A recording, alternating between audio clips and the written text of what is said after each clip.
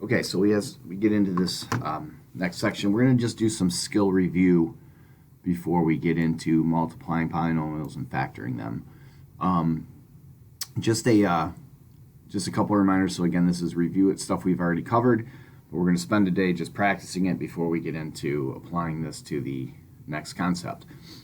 So one thing we have to review is the distributive property. That's when we multiply everything outside of the parentheses by everything inside. So in this case, we have 3 times the quantity of x plus 4. Now we set up the box method in the past, so I'll continue to use that because you guys seem to appreciate that. So we have 3 times x, which would be 3x here, and then 3 times 4, which would be our 12, and then we rewrite that as a binomial of 3x plus 12. So this is the product, this is the sum, as you would, as some people will refer to it. So there's that part that we're going to apply to some of the future concepts. Another thing we need to review is what is a prime number. Well, a prime number is numbers that are only divisible by 1 and itself. This skill is going to come in a few days where we talk about taking out a greatest common factor, and factors are numbers that can be multiplied into another number. So this skill is going to be important for us to revisit. Now, prime factorizations are prime numbers that multiply to equal the original number. This was the factor tree. So we are going to have to practice, or at least refresh our brains on how to do the factor tree. I always have your calculator handy when doing these. Anytime there's an even number, and when we talk about prime numbers, we have 1, 3, 5, 7, because those can only be multiplied by 1 in itself, but 2 is the only even prime number. So whenever we have an even number, meaning a number that ends in 0, 2, 4, 6, or 8, I always start with dividing by 2. So 12 divided by 2, that gives us 2, and then we do our factor tree, right? So 12 divided by 2 equals 6. Sorry about that. So 2 times 6 equals 12. 2 is a prime number, so then we would break down 6. And as long as it's even, you can always just keep dividing it by 2. So this will be 2 and 3, and then those are all prime numbers. So my prime factorization of 12 will be 2 times 2 times 3. All right. 13, if it's not a prime, or if it's not an even number, this is an odd number, then 2 cannot go into it. So then you would try your next number, which would be 3. So I would do 13 divided by 3 and look for a whole number. Once my divisor, this number here, once that becomes bigger than what I'm dividing, I know I've exhausted all of my options, right? So I could try 13 divided by 4, and I know it's odd, it's not going to work. But once this number is less than that number, I know there's nothing that can go into it. So the only numbers that can go into 13 are 1 and 13, so this is already prime. We can't break that down.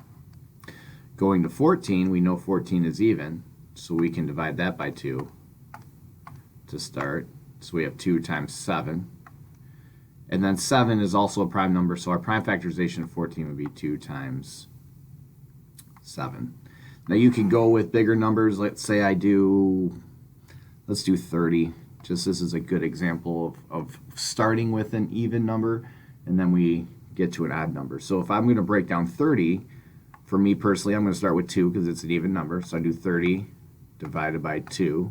So 2 is one of my divisors, and 15 would be my other one. So I know 2 is prime, so now I'm focusing on the 15. 15 is odd, so 2 can't go into it, so I might try 3. So 15, in this case, I'll divide that by 3, so I get 3 and 5.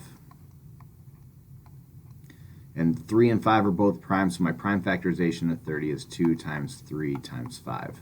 And that would be the end of that problem. Always divide by 2 until you get to odd numbers, then try 3, then you just keep going up by 1 until you know that you cannot put another number into that original number. So this is how you do prime factorization. You're going to be doing this a lot in the next few sections, so it's good to refresh on how to do that.